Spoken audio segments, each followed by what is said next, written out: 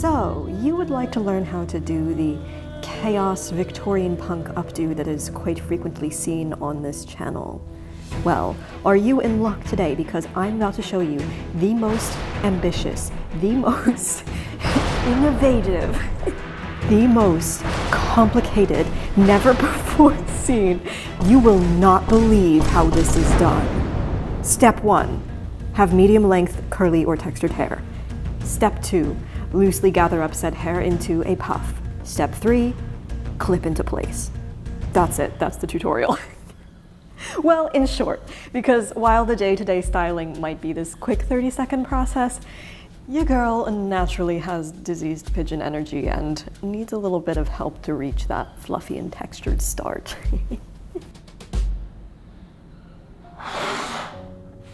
Technically, you can use any method of curling for this stage as you and your hair type prefer. Although personally, heat methods don't tend to last very long on me, and I find foam rollers absolutely impossible to sleep in, so I just opt for pin curls.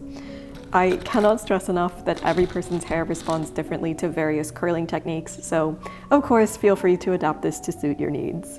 So I just washed my hair. It's just past damp. It's not wet, but it's not dry. It's still got a little bit of moisture in it, and that, at least for me, helps it to hold its curl a little bit better and a little bit longer, a little bit stronger. I have also treated it with a little bit of this volumizing cream, once again, just to help give it a little bit of extra fluff. And once you do this, of course, you do brush it through just to make sure it gets all coated. So, you know, my hair doesn't technically need a lot of brushing right now, but it does help to make sure that you just get all of the hairs going in one direction, so that when you pin curl, things are pin curling circularly and not zigzagonally. Although, if you really want to go for chaos, I'm sure that would actually help your case a lot. I don't know. A lot of pin curling tutorials online will tell you, you know, you've got to pin curl in this specific direction. These curls have to be in this pattern, and these have to be in this pattern. You do this many here and this many here. That is not the goal for this. It does not matter where your curls go or how they're curled. Basically, the goal is just chaos. Don't we love that? The one thing that I will start with is I will start doing one in the center front, if you will. We do sometimes sew here. And this one I'll just brush forward because this will help to give the front bit that nice little forward wave. And I'm just taking a little chunk. These chunks can be as large or as small as you like. If they're smaller, then you will have tighter curls. It will take a lot longer. If they are larger chunks, then it will take not quite as long, but it will also have much looser curls. So I'm keeping the hair very flat. I'm trying not to bunch it or twist it up, because especially if it twists up like this, you're not going to get a curl out of it. You really want to make sure that this strand of hair is nice and flat like a ribbon. I take 2 fingers and I put those 2 fingers right where the curl is going to loop over.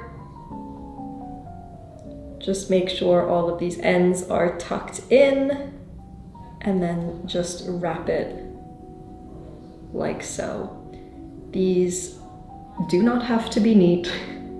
They do not have to be picturesque or aesthetic.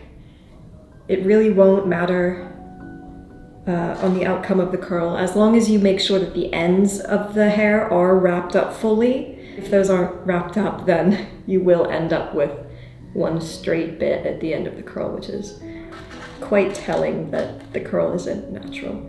And then once I've done that, I'm just pinning the curl in. I like to put 2 little pins in it just because that holds it much nicer.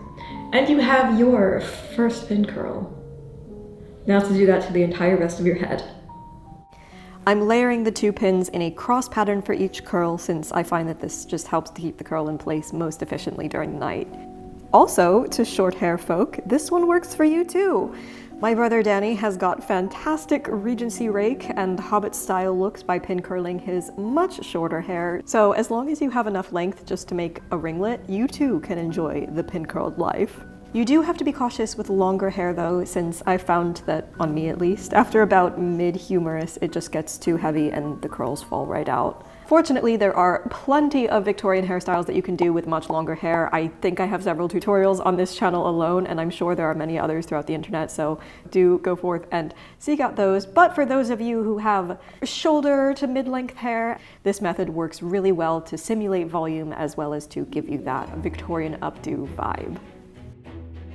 This process can take anywhere for me from about 20 to 45 minutes, depending on the size of curl that I do and the amount of distraction that I'm currently working with.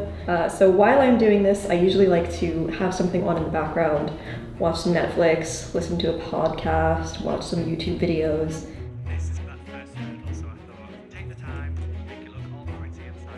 Anyway, here is where we are so far.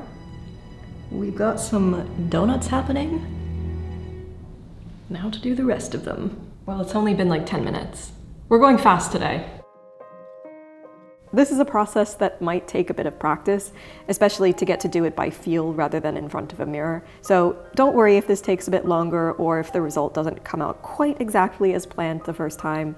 I've been doing this on and off for around 10 years as my hair's been short enough for it, so I've got my pattern and my technique down very comfortably, but of course this might take a little bit of development for you, especially to determine how your particular hair likes to be curled, what direction to curl it in, how big to make the curls, or how small to make the curls.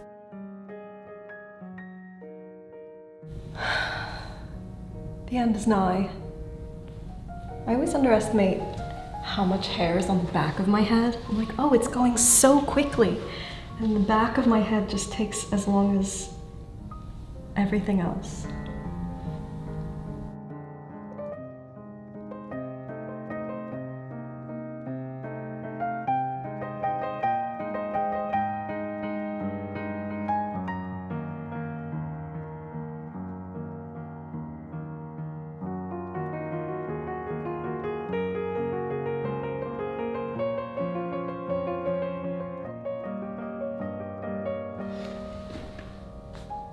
Satisfactory. Here is where we are. We are all nice and pin curled. Once again, it does not have to be neat. You don't have to worry about things sticking out. Again, as long as the tails aren't sticking out, you'll be fine. If the hair is in its little loop formation, it will curl. So we are going to go ahead and tie this up for the night so that when we go to sleep, we don't have to deal with pins falling out. Also, if you, like me, need to catch a bus home, it's babushka time!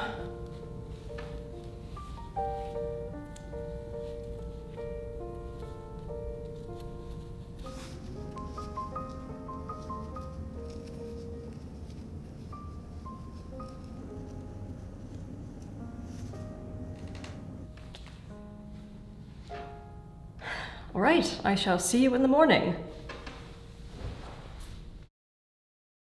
Good morrow unto thee, fair friends. It is time to take out these pin curls. I'm so looking forward to this.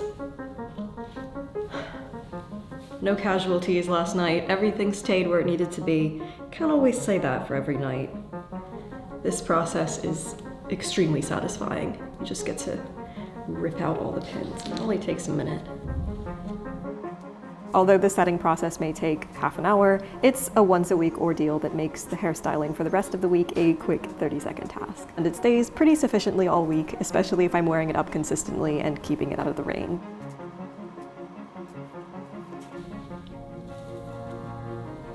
So you end up very curly by the beginning of the day. At this point, this is where you could, if you wanted a more sort of vintage old Hollywood look, you could brush these out and create nice soft waves. Personally, I don't like to do that for my Victorian updos, first of all, because then you get more crazy curly nonsense going on. But I find as my hair falls through the week, I can actually preserve it longer if the curls stay tighter on the first day. So.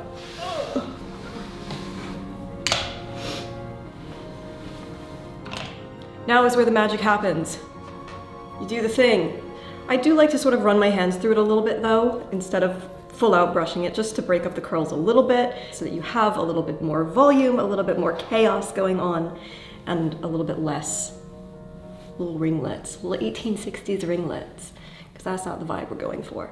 So once you have your curls, it is simply a matter of gathering them up on the back of your head here. I'm literally just pulling my hair straight up to the top of my head, gathering it up.